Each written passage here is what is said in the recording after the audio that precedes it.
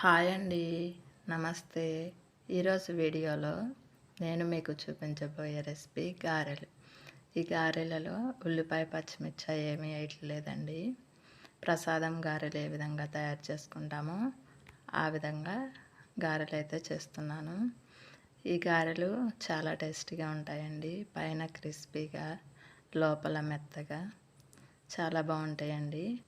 ముందుగా మినపగుళ్ళను నానబెట్టాలి. 7-8 గంటలు నానబెడితే సరిపోతుందండి. నేను ఇక్కడ నైట్ నానబెట్టాను.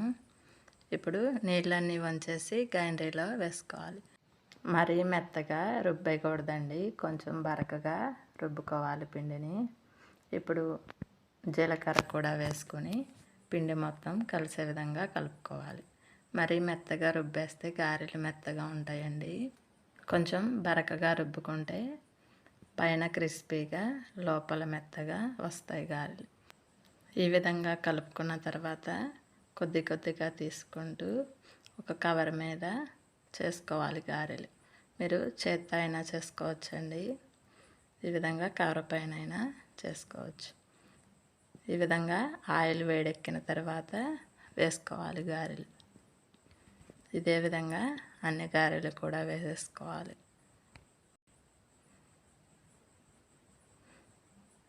ఈ విధంగా అన్నీ వేసేసుకున్న తర్వాత 1 నిమిషం కదపకుండా ఉంచాలండి.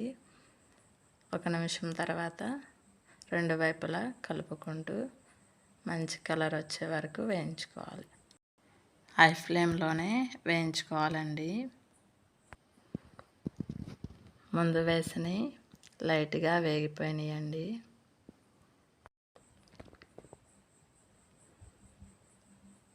ఈ 2 అయితే తీసేస్తున్నానండి, వేగిపోయినాయి.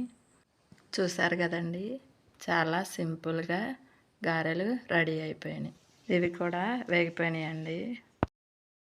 ఈ వీడియో కనుక మీకు నచ్చినట్లయితే లైక్ చేయండి, షేర్ చేయండి అండ్ సబ్స్క్రైబ్ చేసుకోండి. ఈ రెసిపీని మీరు కూడా ట్రై చేసి మీకు ఎలా వచ్చిందో కామెంట్ చేయండి.